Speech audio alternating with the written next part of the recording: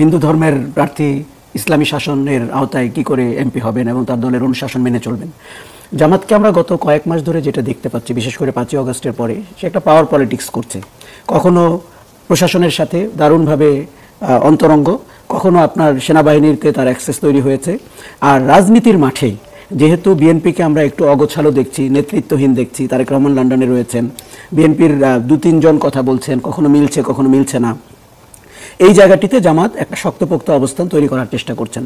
মাঝে 4টি বিশ্ববিদ্যালয়ে যে ফলাফল তৈরি হয়েছে তাতে আমার ধারণা তাদের একটা ধারণা হয়েছে যে জাতীয় নির্বাচনেও তারা ভালো করবেন। এবং যেই জরিপগুলো হয়েছে গত কয়েক মাসে, সেই জরিপে কিন্তু আপনি দেখবেন যেখানে বিএনপি 50-55% আভাস পায়। যারা 91 সাল থেকে জামাতকে অবজার্ভ করছি তাদের কাছে কিন্তু এটা একটা ভয়ঙ্কর তথ্য, যে দলটি 10টি কিংবা 15টি কিংবা 20টি আসন পেতে পারে সারা দেশে, যার ভোট ব্যাংক অঙ্ক একসময় দুই সংখ্যায় যায়নি, 7-8% মনে হয়েছে, তাদের একটা সাংঘাতিক উত্তরণ হয়েছে ভোটের অঙ্কে। জামাত যেই কারণে একজন সংখ্যালঘু ব্যক্তিকে বা একজন হিন্দু ধর্মাবলম্বী মানুষকে প্রার্থী করেছে, সারা দেশে তো জামাতকে নিয়ে একটা সমালোচনা রয়েছে, তাতে তাদের 71-এর ভূমিকা যেরকম রয়েছে, তাদের ধর্মীয় অনুশাসনের প্রয়োগ নিয়েও কিন্তু রয়েছে। আপনাকে যদি নির্বাচনে ভালো ফলাফল তারা করতে পারেন, পরবর্তীতে তাদের শক্তিমত্তা দিয়ে তারা কিন্তু সেটি বাস্তবায়নের দিকে যেতে পারেন। কিন্তু সবারই একটা প্রশ্ন করা উচিত যে তাদের দুটি ধারা আমরা দেখতে পাচ্ছি। একটি হচ্ছে ধর্মকে অবলম্বন করে নির্বাচনের মাঠে এগিয়ে যাওয়া, সেটি বেহেশতের টিকিট হোক যাই হোক। একটি হচ্ছে 1971 সালের ভূমিকাকে ক্ষমা চাওয়া তো দূরের কথা, তারা অনেকভাবে জাস্টিফাই করতে চাচ্ছে ইদানিং। তাদের একটা ধারণা হয়েছে যে এটি হয়তো শ্রেষ্ঠ সময়।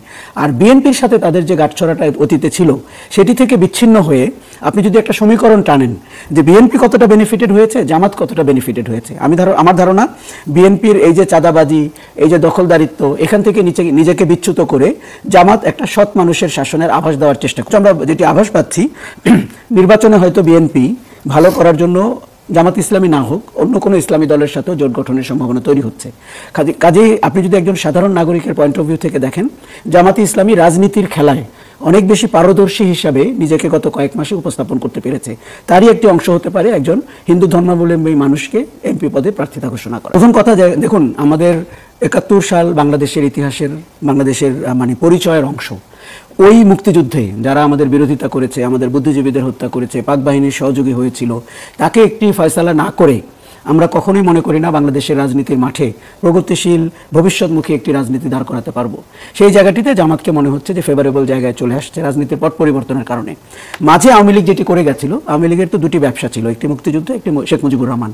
কাজে ওইটি করতে গিয়ে মুক্তিযুদ্ধকে যতটা সমালোচিত বিতর্কিত করা যায়, জামাত এই পাটাতনটি ব্যবহার করছে। কাজেই ভয়ঙ্কর জায়গা যেটি, দেখুন 2025 সালে বা 26 সালে আপনি কি একটি ধর্মীয় অনুশাসন গোঁড়ামির রাষ্ট্রে বসবাস করতে পারবেন, যেখানে নারীদের নিয়ন্ত্রণ নিয়ে তারা কথা বলছে, কে কই পোশাক আশাক পরবে সেটি নিয়ে কথা বলছে, যেখানে আমরা মুক্ত পৃথিবীতে কথা বলার, চলাচলের অধিকার নিশ্চিতের কথা বলছি, সেটি কিন্তু অনেক মানুষকে বিভ্রান্ত করে। জামাত সেই পথেও হাঁটছে। রাজনীতিতে তার সঙ্গীদেরকে দেখুন, তারা কিন্তু জোট করেনি, কিন্তু তারা ইসলামী অনুশাসনের একটি ব্রড প্ল্যাটফর্মকে বেছে নিয়েছে বাকি 7টি দলের সাথে। কাজে এই কৌশলে খেয়াল করতে হবে যে তাদের নির্বাচনের কৌশল কি এবং এই ফলাফল বাংলাদেশকে কোথায়।